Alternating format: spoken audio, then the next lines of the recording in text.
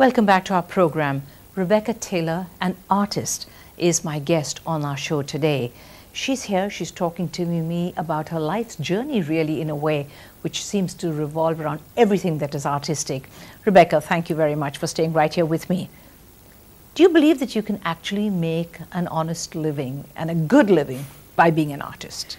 Well, I believe you can, because you don't really have to just look at a canvas or a frame. You can look beyond that. So yes, with being a creative person, I think is the best career option one can really opt for, because there are so many possibilities. You know, a lot of people assume that when you're taking fine art, you know, you really have to make it big to get somewhere, or you'll end up, you know. It's a notion that people have, right? True, true. But you're proving it somewhat differently. Absolutely. Because with your work, you connect with people. It's one of those professions where, you know, people wake up in the morning, they see your work in the newspaper, and you're connecting to a million. And right. I think that is fascinating. You're doing some other things as well with your very young life. I mean, I know that you're into teaching children, doing little workshops. Let's talk about that now. Well, I am a board member of the YWC of Bangalore City, and that makes me extremely proud because, you know, we are a membership of 25 million women across the world. And that is a very powerful platform to take creativity. And art is a kind of language. It's a medium where you connect with people. So I take a lot of workshops with children, with the elderly, in the slums. I also took 1 or 2 workshops with the HIV positive children, and I think it's very fulfilling because you're sending a message across to people all over, you know, and through your work, which is fascinating. And there still is time in your day to do other things. I mean, I know that you're a wedding planner, you do set and stage design, you do lots of other things. Quite a busy young lady, I think. Yeah? Yes, I like to live it up. I think one today is worth 2 tomorrows, so I like to make everything possible in a day. And in terms of planning weddings, yes, I do plan a lot of weddings, a lot of theme parties. I bring fine art into the corporate world, sculpt for a couple of events and things like that. Like I've used one of my sculptures for Bosch and, you know, heaps of other things. But the uniqueness of what I bring to a corporate world is that there's a little bit of art in these weddings and a little bit of artistic ventures in these creative theme parties where you actually use sculpture and painting in a more corporate world. Right. But at some point of time in your career, you are going to have to channel your activities and your artistic talent into one particular direction. And I'm coming back to asking, have you decided on that direction? Well, I don't see the need to decide. Prioritize, really? Yes. You do have to prioritize because you need to know what's really important and what comes first in your life. And with a person like myself who does different things in different areas, it is a little difficult to, you know, really realize what you need to do first. But so far it's been great because everything has come at the right moment. And when opportunity knocks, it only knocks once. So that's true. Tell me about your sculptures.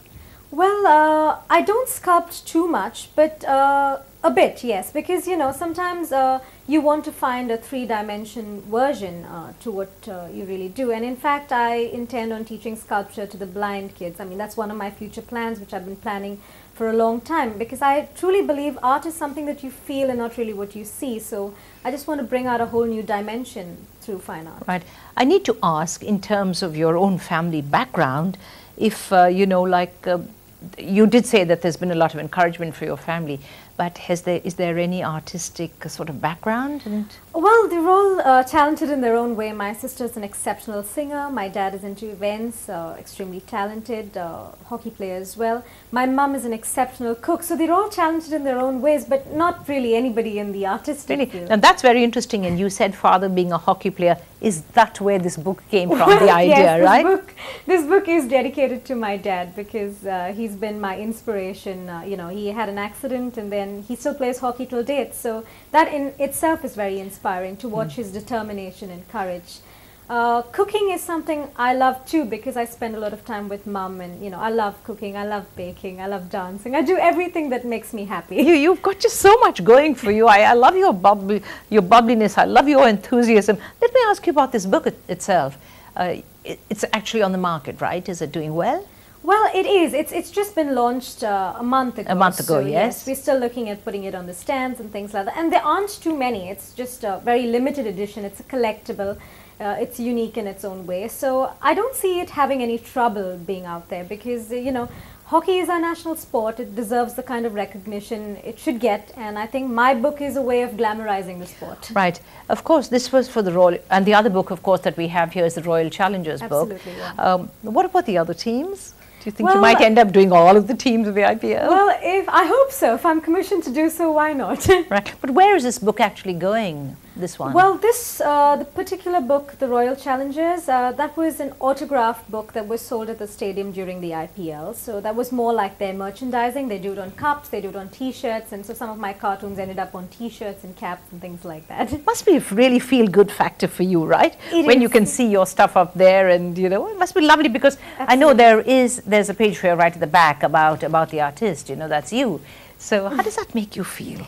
It makes me feel proud, but besides feeling proud and happy about myself, it's a lot of hard work that goes into, you know, as much as your work is glamorous and people compliment you about your work every day, and you know, every day at the office is something good about yourself, it's a lot of hard work that goes into it. Painting for 16 to 18 hours a day isn't really easy, you know. It's something that you have to have a lot of mental strength, ability really, and, mental strength, really. Because you're not just painting, you're also thinking. There's a lot of mind games you're playing here, and a lot of thinking process that goes into, you know, how you exaggerate it. And when you're on a strict deadline, it becomes rather difficult. Right.